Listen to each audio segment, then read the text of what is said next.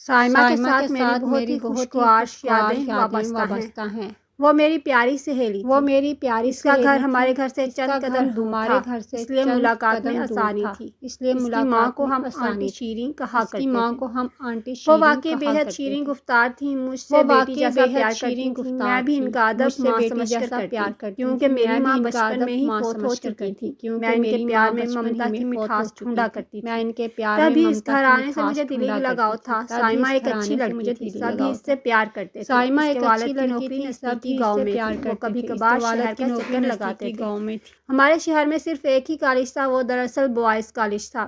بعد میں لڑکیوں کو بھی داخلے کی اجازت مل گئی، کیونکہ ہمارا شہر چھوٹا سا تھا اور یہاں ابھی تک لڑکیوں کے لیے علیحدہ کالج تعمیر نہیں ہوا تھا۔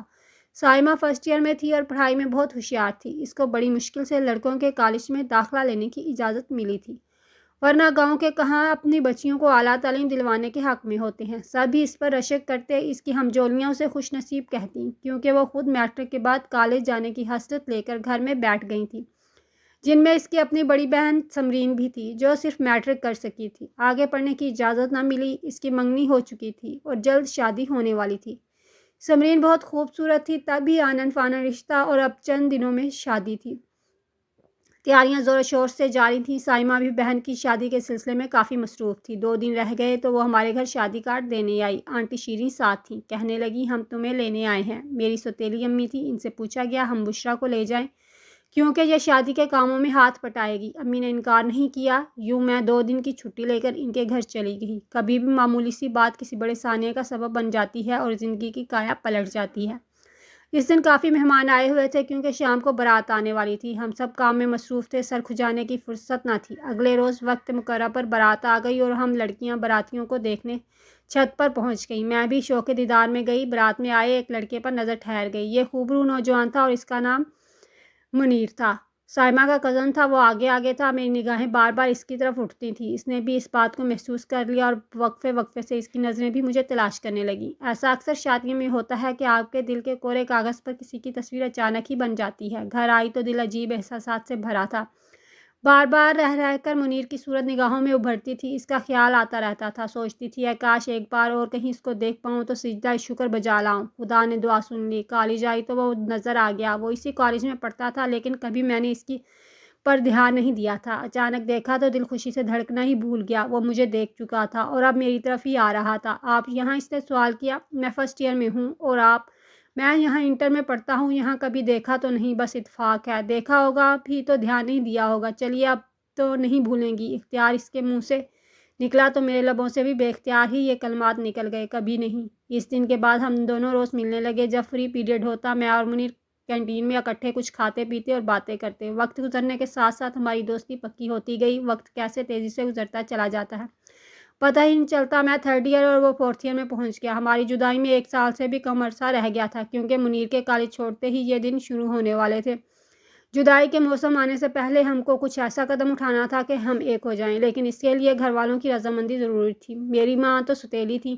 گھر والوں کو پسند سے آگاہ کرنا گویا اپنے پیروں پر کلہاڑی مارنے کے مترادف تھا۔ ہوتا یہ کہ امی ابو میرا کالج جانا بند کرا دیتے، میں گریجویشن سے محروم ہو جاتی۔ تب بھی پھونک پھونک کر قدم رکھ رہی تھی، مبادلہ لینے کے دینے نہ پڑ جائیں۔ تاہم میری شدید خواہش تھی کہ منیر میرا جیون ساتھی بنے۔ اس کا بھی یہی ارمان تھا، بلکہ وہ تو یہاں تک کہا کرتا تھا، اگر تم سے شادی نہ ہو سکی تو یقین جانو میں کچھ کھا کر مر جاؤں گا، کیونکہ میں تمہاری جدائی کا صدمہ ہرگز برداشت نہیں کر سکتا۔ کالج سے آ کر سب سے پہلے اسے فون کرتی، کپڑے بدلتی اور کھانا کھاتی تھی۔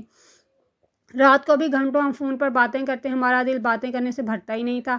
ان دنوں جب کہ میرے 3rd ایئر کے پرچے ہو رہے تھے، ابو کے ایک رشتہ دار گاؤں سے آئے۔ مجھے دیکھا تو اپنے بیٹے کے لیے پسند کر لیا اور رشتے کی بات کی۔ ابو نے ہاں کر دی اور منگنی کی تاریخ بھی دے دی۔ جب یہ بات مجھے پتہ چلی تو میرے پیروں تلے زمین نکل گئی۔ میں بہت پریشان ہوئی، ناشتہ بھی نہ کیا اور کالج آتے ہی منیر کو ڈھونڈنے لگی تاکہ اپنی پریشانی سے آگاہ کروں۔ 2 پیریڈ بامشکل پڑھے، تیسرا پیریڈ خالی تھا، اس کا بھی خالی ہوتا تھا، لہٰذا ہم کینٹین میں آ گئے۔ میرے چہرے پر نظر پڑتے ہی پہلا سوال اس نے یہ کیا کہ بشریٰ کیا بات ہے، تم کیوں اداس ہو؟ بات میرے منہ سے نہ نکل رہی تھی۔ بڑی مشکل سے بتایا کہ اگلے مہینے منگنی ہونے والی ہے، والد صاحب نے رشتہ طے کر دی ہے، تم کچھ کرو۔ وہ بھی پریشان ہو گیا، کہنے لگا اگر تم کہتی ہو تو اپنے والدین کو تمہارے گھر بھیج دیتا ہوں، وہ رشتہ طلب کرنے آ جائیں گے، جیسے بھی ہو میں ان کو راضی کر لوں گا، مجھے یقین ہے کہ وہ بے مراد واپس نہیں ہوں گے۔ ابو کسی صورت نہیں مانیں گے، انہوں نے اپنے جس رشتہ دار کو زبان دے دی ہے وہ ان کے بچپن کے دوست بھی ہیں، لہٰذا والد صاحب نہیں مانیں گے۔ امی سگی ہوتی تو شاید میرے جذبات کا احساس کر کے ابو سے منوا لیتی، لیکن وہ بھی میرا ساتھ نہیں دیں گی۔ تو پھر تم ہی بتاؤ کہ آگے کیا صورت باقی رہ جاتی ہے؟ تم کیا سوچتی ہو؟ اس نے پوچھا۔ اگر تم والدین کی پسند کو قبول کرتی ہو تو میں ہمیشہ کے لیے تمہارے راستے سے ہٹ جاتا ہوں، پھر کبھی میں تمہاری راہ میں نہیں آؤں گا۔ میں مر تو جاؤں گی لیکن تمہارے سوا کسی اور کی دلہن بننا قبول نہیں کروں گی، میں نے روتے ہوئے قطعیت سے کہا۔ پھر تو ایک ہی راستہ ہے کہ ہم کسی بڑے شہر جا کر کورٹ میرج کر لیں اور تم لوگ گھر کو خیر بات کہہ دو۔ اگر ایسا کر سکتی ہو تو میں زندگی کے آخری سانسوں تک تمہارا ساتھ نبھانے کو تیار ہوں۔ ٹھیک ہے، میں تمہارا ساتھ دوں گی، تم جب کہو میں گھر چھوڑ کر تمہارے ساتھ نکل چلوں گی، لیکن جلد ایسا کرنا ہوگا کیونکہ منگنی کی رسم سے پہلے ہی میں تمہاری ہو جانا چاہتی ہوں اور کسی اور کے نام کی انگوٹھی اپنی انگلی میں نہیں پہننا چاہتی۔ اچھی طرح سوچ لو کیونکہ مجھے تو تم جب بھی کہو گی تم کو لے چلوں گا۔ میرا گھر چھوڑنے کا مسئلہ اتنا گھمبیر نہیں ہے جتنا کہ تمہارا ہے، سوچ لیا ہے۔ کسی کے ساتھ سسک کر جینے سے بہتر ہے تمہارے ساتھ خوشیوں بھری زندگی گزاروں۔ یہ میرا حق ہے کیونکہ میری سانسیں، میرا بدن، میری زندگی میری اپنی ہے، تو کیوں میں اپنی روح کو کسی اور کے شکنجے میں دوں صرف دوسروں کی خوشی کی خاطر؟ وہ قائل نہ تھا تو میں نے اس کو قائل کر لیا اور پھر ہم نے کورٹ میرج کا پروگرام بنا لیا۔ دن اور وقت طے ہو گیا۔ اس نے کہا کہ رات کے 2 بجے میں تمہارا انتظار کروں گا، تمہارے گھر کے پیچھے گلی میں آ جاؤں گا۔ جب رات کے 10 بج گئے میں بہت پریشان ہو گئی، سوچ رہی تھی کہ گھر والے سب سو جائیں تو میں کپڑے تبدیل کروں اور بیگ میں تھوڑا سا سامان ضرورت کا اور چند جوڑے رکھ لوں۔ 12 بجے تک سبھی سو گئے، تب میں نے نہا کر کپڑے بدلے، بال خشک کیے، پھر بیگ تیار کیا، بہت آہستہ آہستہ سارے کام کیے کہ کھٹکا نہ ہو اور نہ کسی کی آنکھ کھلے۔ مقررہ وقت سے 5 منٹ پہلے بیگ اٹھا کر میں گھر سے نکل آئی، دروازے کی کنڈی بھی نہیں لگائی کہ کھٹکا نہ ہو جائے۔ گھر کا پچھلا دروازہ جو عقبی کی طرف کھلتا تھا اس کو کھلا ہی چھوڑ دیا۔ چند قدم آگے ہوئی تو منیر ایک خالی مکان کی دیوار سے لگا کھڑا تھا۔ اس کو دیکھ کر جان میں جان آ گئی اور وہ بھی مجھے دیکھتے ہی تیزی سے میری طرف آیا، میرا بیگ ہاتھ سے میں لے لیا اور تھوڑا سا چلنے کے بعد ہم گلی کے نکڑ پر پہنچے جہاں اس نے گاڑی کھڑی کر رکھی تھی۔ شکر ہے کسی نے دیکھا نہیں اور ہم باحفاظت محلے سے نکل کر بڑی سڑک پر آ گئے۔ اب ہمارا رخ لاہور کی طرف تھا۔ رات بھر سفر کے بعد صبح 10 بجے کے قریب ہم لاہور پہنچ گئے۔ کافی تھکن ہو رہی تھی، لہٰذا منیر نے گاڑی ایک ہوٹل پر کھڑی کر دی اور ہم نے ہوٹل میں کمرہ کرائے پر لے لیا تاکہ کچھ آرام کر لیں۔ منیر نے اپنا شناختی کارڈ جمع کرا دیا تھا، ہمیں ہوٹل میں کرائے کا مکان مل گیا تھا۔ ہم تھکے ہوئے اور کچھ خوفزدہ بھی تھے، یہاں پرسکون ماحول ملا، بستر پر لیٹتے ہی نیند آ گئی۔ 2 بجے تک بے خبر سوتے رہے۔ دوپہر کو نہا دھو کر کھانا منگوایا، کھانا کھا کر منیر لیٹ گئے تو میں نے سوال کیا کہ گھر سے تو آ گئے ہیں، اب بتاؤ آگے کیا کرنا ہے؟ کہا تھوڑی دیر سوچنے دو کہ کیا کرنا ہے، پہلے نکاح کا انتظام کیا جائے تاکہ ہمارا ساتھ جائز رہے۔ وہی تو سوچ رہا ہوں، یہاں لاہور ہائی کورٹ میں میرا ایک دوست وکالت کرتا ہے، اس کے پاس جاتا ہوں، اس سے بات کر کے پھر تم کو آ کر کورٹ لے جاؤں گا اور نکاح ہوگا۔ گواہوں کا انتظام بھی شاید وہی کر دے گا، لیکن اس سے پہلے ہمیں رہائش کا سوچنا ہے۔ نکاح کے بعد کہاں جائیں گے؟ عمر بھر تو اس ہوٹل میں نہیں رہ سکتے، زیادہ سے زیادہ 1 ہفتہ رہ سکیں گے۔ کوئی مکان کرایہ پر تلاش کرنا ہوگا، ابھی 4th ایئر کے پرچے دینے ہیں، یہ سارے مسئلے حل ہو جائیں گے، لیکن والدین کو جب پتہ چلے گا کہ ہم نکل آئے ہیں وہ ہم کو تلاش کریں گے، اس کا کیا ہوگا؟ اس سوال پر منیر نے فکر ہو کر کہا، ہاں یہ زیادہ سنگین مسئلہ ہے، مجھ پر پولیس کیس بھی بن سکتا ہے اور وہ اغوا کا پرچہ درج کر سکتے ہیں۔ میں نے اپنے گھر والوں کو بھی نہیں بتایا ہے، یقیناً ان کو پولیس گرفتار کرے گی، مشکلات کا سامنا انہیں کرنا پڑے گا۔ یہ باتیں ہم ڈسکس کر رہے تھے اور پریشان ہو رہے تھے کہ گھر سے قدم نکالتے وقت تو ایسا کچھ سوچا ہی نہیں تھا اور اب یہ باتیں سوچ رہے تھے۔ اس وقت آنکھوں پر عشق کی پٹی بندھی ہوئی تھی، معاشرتی حقائق اور مشکلات ذہن میں ہی نہیں آئے تھے اور یہ حقیقی افریت منہ پھاڑے سامنے کھڑے تھے۔ منیر نے کہا، میں آصف وکیل کے پاس جاتا ہوں اور کورٹ میرج کی بات کرتا ہوں، دیکھو وہ کیا ٹائم دیتا ہے، پھر تم کو لے چلوں گا۔ تم ہوٹل کے کمرے کو اندر سے لاک کر لینا، جب تک میں نہ آؤں دروازہ بجے بھی تو مت کھولنا، میں مینیجر کو بتا دوں گا اور 2-4 گھنٹے تک آ جاؤں گا، گھبرانا نہیں۔ یہ کہہ کر چلا گیا اور میں اس کا انتظار کرنے لگی۔ کمرے میں ٹی وی رکھا تھا، اس کو آن کیا اور دل بہلانے لگی۔ شام کو منیر لوٹ آیا، بتایا کہ آصف مل گیا ہے، کل کاغذات ٹائپ ہوں گے اور گواہوں کا انتظام ہوگا، پھر تم کو لے جاؤں گا کیونکہ کورٹ میں میرا بیان بھی قلم بند ہوگا۔ اگلے روز وہ صبح ہی چلا گیا اور پھر صبح سے شام ہو گئی، منیر نہ لوٹا۔ میرا جی گھبرا رہا تھا، بار بار گھڑی دیکھتی تھی لیکن وقت جیسے تھم گیا تھا۔ ٹی وی آن کیا تو ایک ہولناک خبر سنی کہ ہائی کورٹ کی بلڈنگ کے قریب ہی خودکش دھماکہ ہو گیا تھا، بہت سے پولیس والے اور راہگیر مارے گئے اور بہت سے زخمی ہوئے۔ یہ خبر سنتے ہی کلیجہ تھام لیا کیونکہ منیر بھی تو ادھر گیا ہوا تھا۔ شام سے رات ہو گئی، وہ نہیں آیا، خدا جانتا ہے کہ وہ رات کیسے گزری، پل بھر کو آنکھ نہ لگی۔ شب بھر منیر کی خیر و سلامتی کی دعا کرتی رہی، رات کا کھانا بھی نہ کھایا۔ بہرے نے ایک بار दरवाज़ा बजाया लेकिन मैंने नہ खोला और नہ जवाब दिया तो वो लौट गया। सुबह हुई और मुनीर नहीं आया तो मैं समझ गई कि कुछ हो चुका है। दोपहर को मैनेजर ने फ़ोन किया। डरते डरते मैंने रिसीवर उठाया। इसने बताया कि मुनीर साहब शदीद ज़ख्मी थे। खुदकश हमले में इनकी टांगें उड़ गई थी। अस्पताल में इनको होश नहीं आ सका और वो चल बसे हैं और इनकी जेब से हमारे होटल का कार्ड मिला तो अस्पताल वालों ने फ़ोन किया है। आप इनके घर वालों का पता दें। मैंने मुनीर के वालिद का नंबर लिखवा दिया और मैनेजर से कहा कि इनको मेरा मत बताइएगा क्योंकि हम घर वालों से चोरी छुपे निकले थे और वो कोर्ट मैरिज के सिलसिले में अपने एक वकील दोस्त से मिलने गए थे। बदनसीबी से जाने की जद में आ गए। ऐसा कहते हुए मैं रो रही थी। तब मैनेजर ने कहा, घबराओ नहीं, मुझको अपना भाई समझो और जहाँ कहो मैं पहुँचाने का इंतज़ाम कर देता हूँ। अलबत्ता सामान आप साथ नहीं ले जा सकती, ये हमें मुनीर साहब के वारसों के हवाले करना होगा। मैंने कहा ठीक है, मैं थोड़ी देर में सोच कर बताती हूँ। मेजर पर मुझे इतबार न था कि यकीनन वो मुझको पुलिस के हवाले करना चाहता था। वो महज मुझको तसल्ली दे रहा था। तभी मैंने अपनी दांस्त में चालाकी से काम लिया। बेरे को बुलाकर 2000 रुपये दिए और कहा कि तुम मेरे भाई हो, किसी तरह मुझे यहाँ से निकालो, लेकिन इस तरह के मैनेजर को खबर न हो। बेरे ने कहा 2000 नहीं, अगर 5000 दोगी तो तुम्हें यहाँ से ऐसे निकालूंगा किसी को कानो कान खबर न होगी, वरना पुलिस अभी जहाँ पहुँच जाएगी। ये दुश्वार काम है, मेरी नौकरी खतरे में पड़ सकती है। इस वक्त मैं बहुत घबराई हुई थी, घर वालों से खौफजदा थी कि कुछ ना सोचा और ऊपर से पुलिस का डर था कि मैनेजर ज़रूर कोई ऐसी कार्रवाई करने में लगा है कि चंद लम्हों में गिरफ्तार हो जाऊंगी। हालांकि बम धमाके में जाँ बहक होना मुनीर के लिए तो एक हादसाती सानिया था, मगर मेरा इसके साथ घर से भाग आना जुर्म ही गर्दाना जाता। बस मैंने 5000 बेरे को दिया और इसने मुझको होटल से बाहर जाने का दूसरा रास्ता दिखा दिया। जब मैं पहली सीढ़ी से बाहर आई तो किसी ने नहीं देखा। वहाँ टैक्सी खड़ी थी। बेरे ने मुझको इसमें बैठ जाने का इशारा करके कहा, ये तुमको मेरे घर ले जाएगी, वहाँ जाकर आराम से बैठ जाना और मैं ड्यूटी ख़त्म करके आ जाऊंगा, फिर तुम जहाँ कहोगी तुमको पहुँचा दूंगा। मुनीर का सामान मैंने होटल में रहने दिया था, सिर्फ अपना बैग जिसमें मेरे कपड़े, नकदी और कुछ जेवरात थे साथ लिया। टैक्सी ड्राइवर ने मुझे बेरे के घर के दरवाजे पर उतारा। शायद वो इसको जानता था। बेरे का नाम इफ्तिखार था और ये ठीक आदमी नहीं था। होटल में जो मर्द याशी के लिए आकर ठहरते थे, ये इनको गलत किस्म की तफरीह मुहैया करने का ज़रिया था, लिहाजा इसका राब्ता इस बाज़ार से भी रहता था। इफ्तिखार रात को आ गया। इसके घर में ख़वातीन नहीं थी, अकेला ही रहता था। आते ही इसने एक औरत को फ़ोन किया। थोड़ी देर में वो औरत आई। दोनों ने कुछ देर तक दूसरे कमरे में गुफ्तगू तशनीद की। फिर बोला, बुशरा बीबी ये मेरी खाला हैं, करीब ही रहती हैं, तुम इनके घर चली जाओ क्योंकि मैं यहाँ अकेला रहता हूँ, लिहाजा ये तुम्हारा यहाँ रहना मुनासिब नहीं है। ये तुमको कल यहाँ पहुँचा देंगी, चाहो तो अपना सामान रहने दो या साथ ले जाओ। खाला ने कहा, इनका सामान यहीं रहने दो, कल मैं मंगवा लूँगी। अभी रात हो रही है और हम दोनों औरतें टैक्सी में जाएंगी। सामान ले जाना ठीक नहीं है, हो सकता है कि इन बेगम में जेवर वगैरह या कोई कीमती सामान भी हो। मैं मुनीर की हलाकत के सदमे से नीम जान थी। ऊपर से खाला की हमदर्दाना बातें और बार बार गले लगा कर कहती थी, मत रो मेरी बच्ची, मत रो, मुझे माँ समझो, जैसा कहोगी वैसा ही होगा, भरोसा रखो, कल तक तुझे तेरे घर पहुंचा दूंगी। इस शातिर औरत ने मेरा सामान इफ्तिखार के हवाले किया और मुझे टैक्सी में बिठाकर इस जगह ले आई जिसको बाज़ार हुस्न कहा जाता है। मैं जब यहाँ आई और माहौल का अंदाज़ा हुआ तो हक्का बक्का रह गई।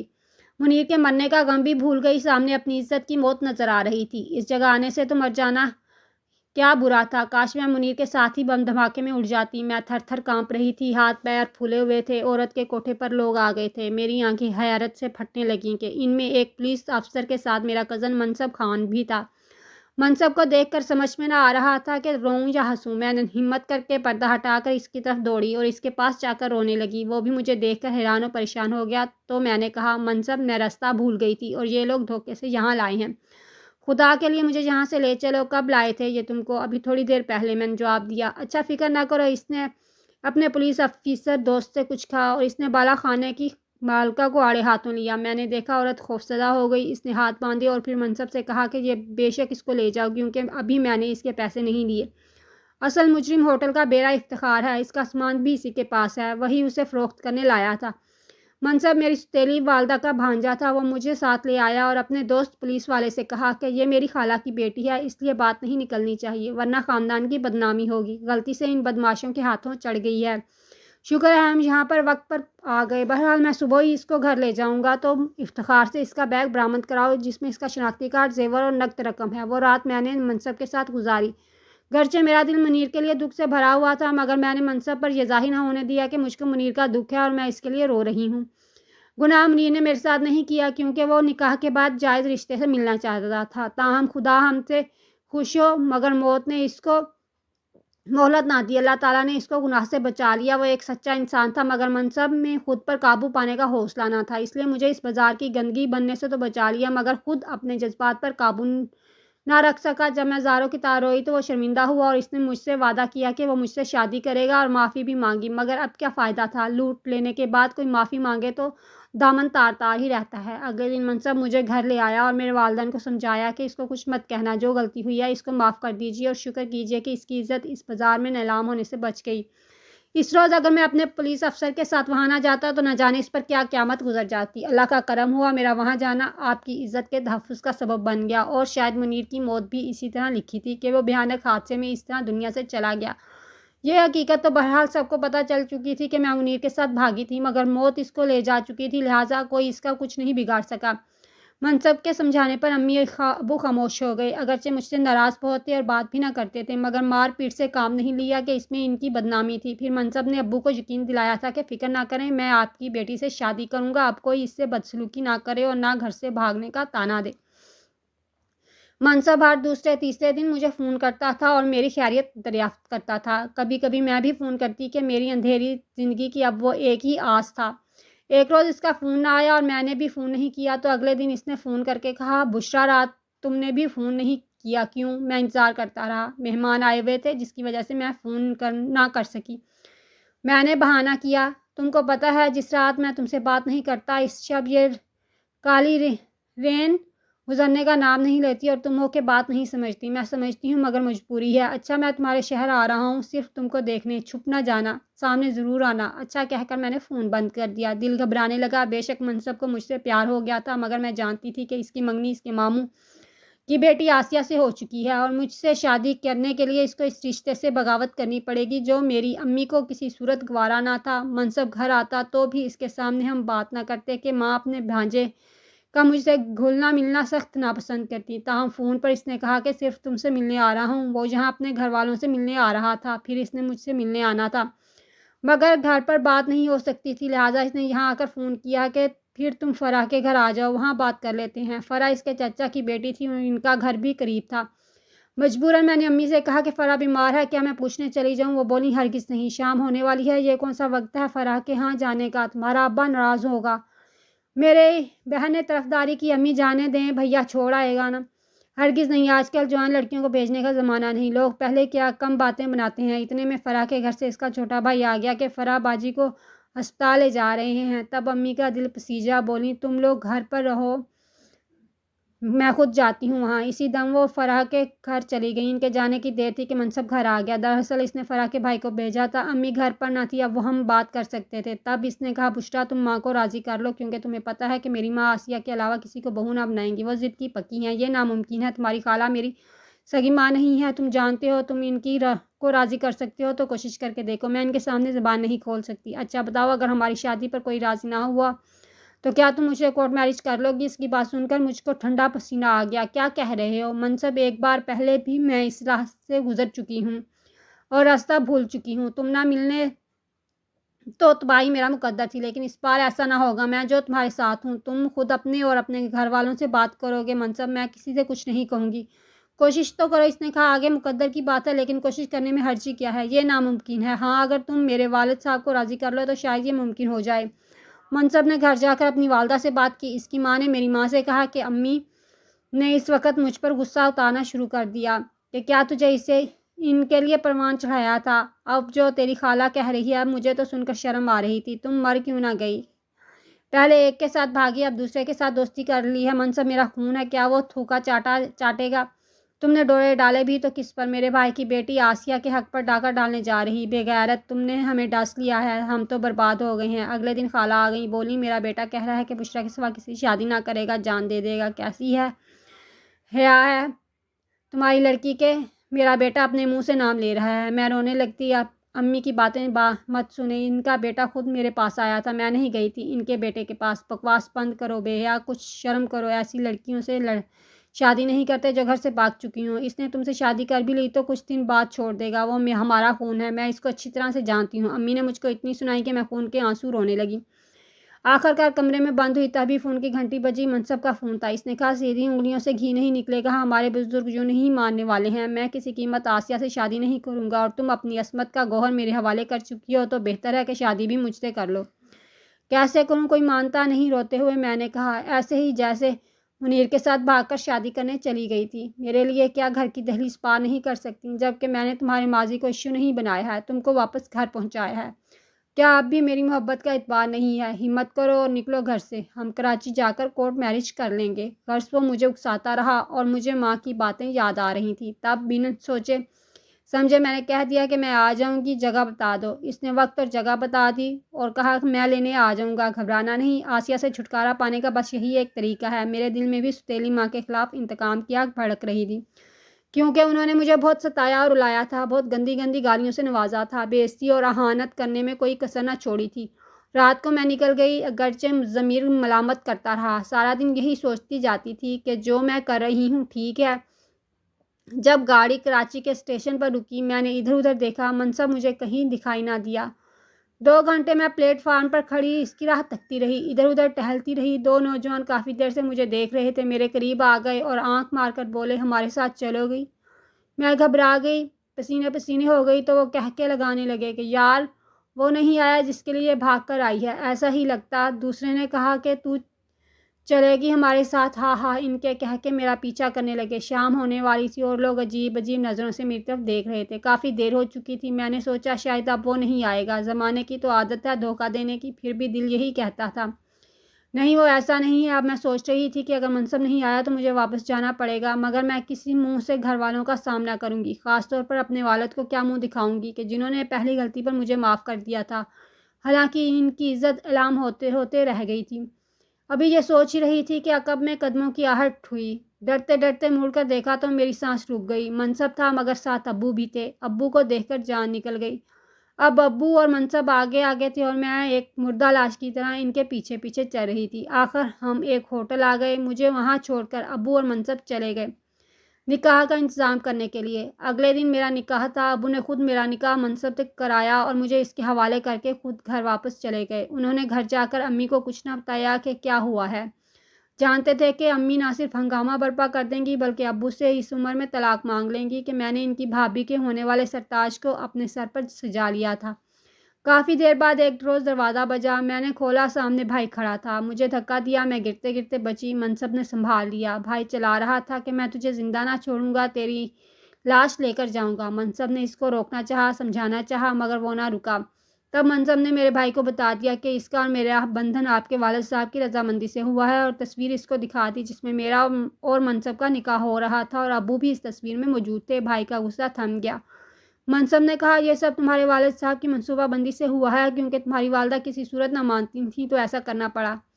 بھائی خاموش ہو کر لوٹ گیا، لیکن پھر کبھی ہمارے دروازے پر نہیں آیا۔ اس واقعہ کے کچھ عرصے بعد ابو کی وفات ہو گئی۔ امی کو اصل حقیقت پتہ چل چکی ہے۔ میں شب و روز ان کا انتظار کرتی ہوں لیکن وہ نہیں آتی۔ شاید انہوں نے میری صورت نہ دیکھنے کی قسم کھا لی ہے۔